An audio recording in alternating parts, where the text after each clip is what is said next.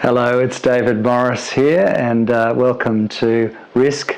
This is the second part of me reading from my book, A New Era of Risk, and we're still in the introduction, we're still in the preface where I'm explaining why I decided to write this book, why I found myself in 2017, 2018 at the centre of a storm, really, when everything was changing around China, and how we understood and how we talked about China all suddenly shifted around that time. So let me go back to reading for you.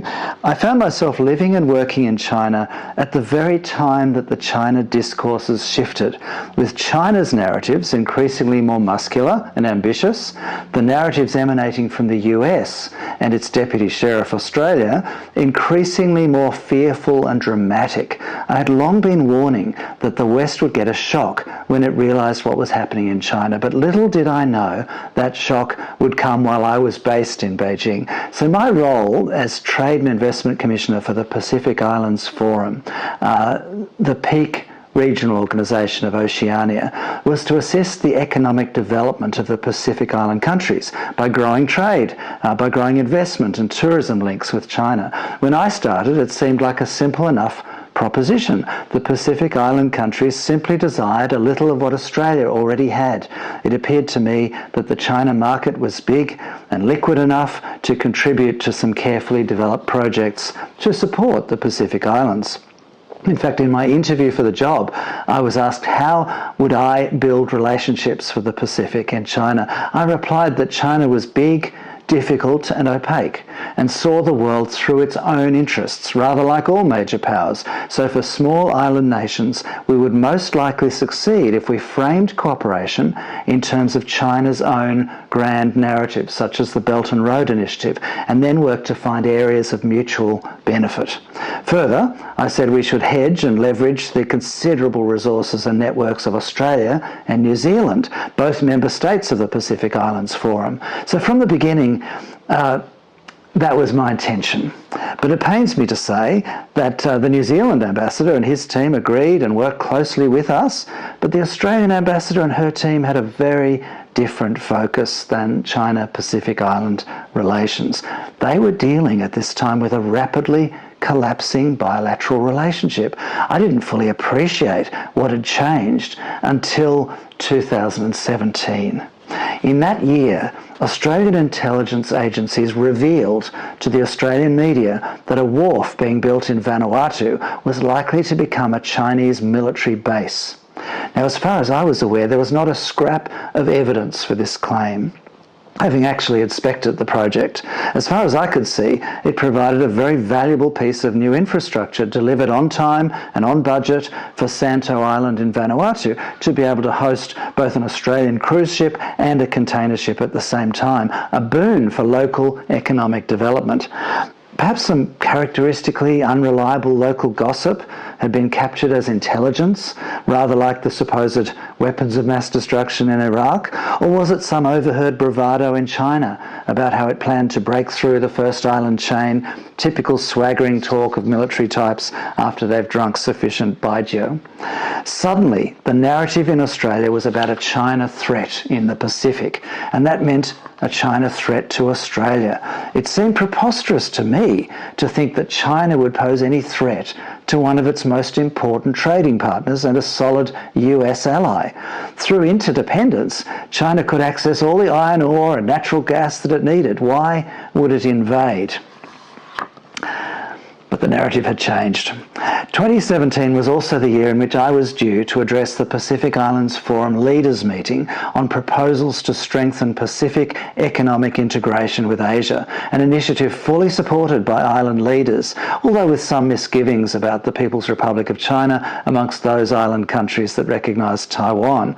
All of my recommendations, carefully developed in full consultation with experts and stakeholders across the Pacific, including Australia, were adopted by the Pacific leaders, but trenchantly resisted by one speaker, a person I assumed to be a mid-level public servant from Australia due to her faltering, barely coherent intervention. She turned out to be a notoriously extremist member of the Australian government of that time. She became famous for warning that China was building roads to nowhere in the Pacific Islands.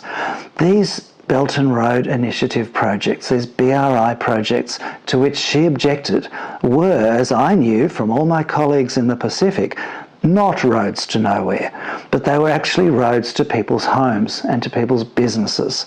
Chinese investment, to be sure, was controversial. There were certainly questionable business practices amongst some of the Chinese entities in the Pacific, but then again, there had historically been questionable business practices amongst Australian entities too. As far as most islanders were concerned, this was simply the latest big power to come and show an interest. Europeans and Japanese had come to invade. The US and French had colonised and had polluted the region with nuclear tests. The difference with China was that it wanted to do business. And it was adept at appearing to show respect to Pacific leaders, welcoming them on visits to China with full honours, and showing no signs of wishing to conquer or lecture these proud island peoples as Western nations had done over the past centuries. Nor did China treat them with indifference, as Australia was wont to do most of the time, particularly in the days that I'm talking about, 2017, 2018. Then there was the very well documented actual security threat to the Pacific and to the world, about which my colleagues in the Pacific Islands were deeply concerned: climate change.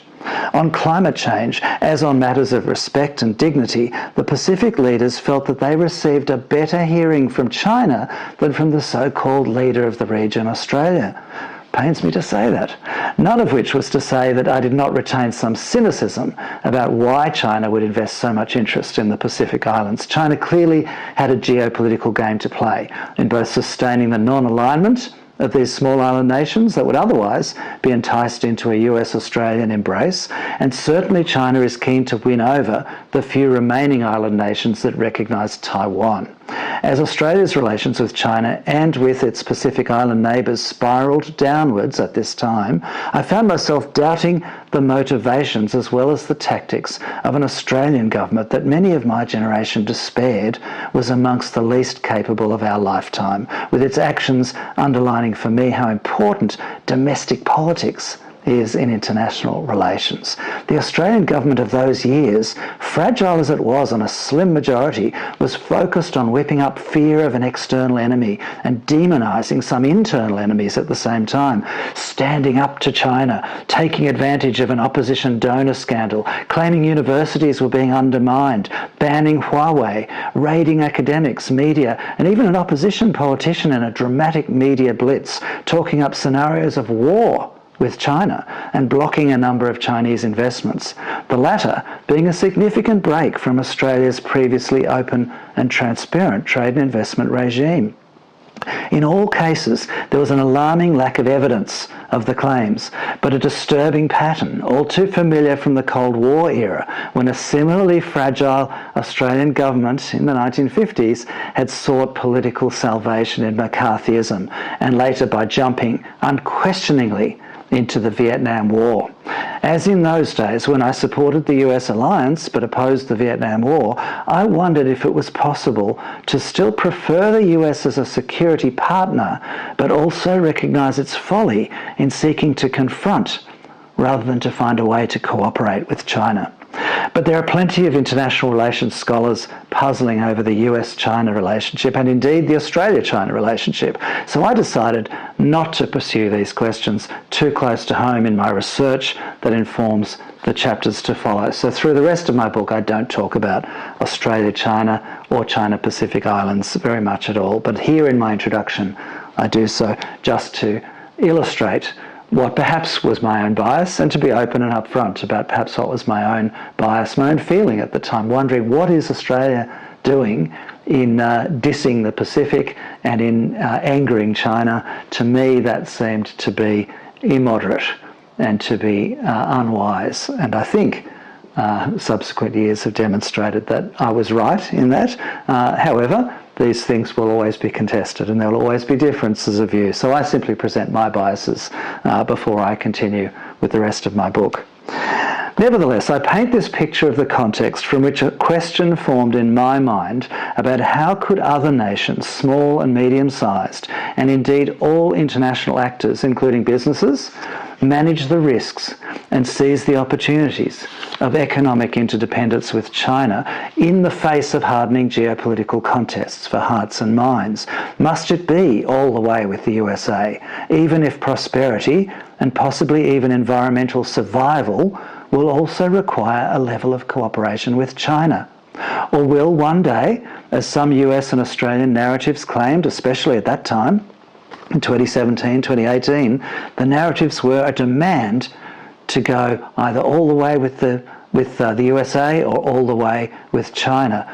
China, of course, being perceived as an authoritarian power that may in the end trample over liberal democracy and the interests of small and middle-sized countries. Is that the case? It's the narrative for sure. Most of the world does actually not see the world the way the US and Australia at that time were looking at the world. Most of the world do not see it as this binary between one goodie and one baddie.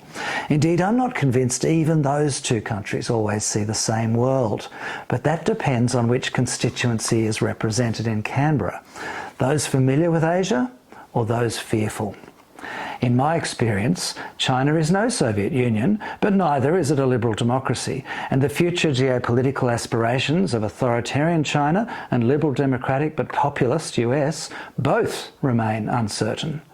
To be sure, China is often paranoid, potentially fragile, prone to nationalism, and perhaps it will evolve to threaten future aggression. But that's rather like the US. Despite its liberal democracy, it also appears paranoid, fragile, prone to nationalism, and with quite a track record of aggression.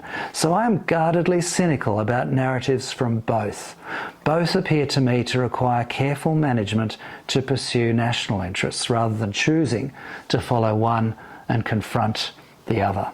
I'm going to leave it there, and next time I'll come back and we'll complete the preface, the introduction to the book, so you'll hear my personal background, and then after that we'll delve into the chapters of A New Era of Risk. I hope you're enjoying it. See you next time.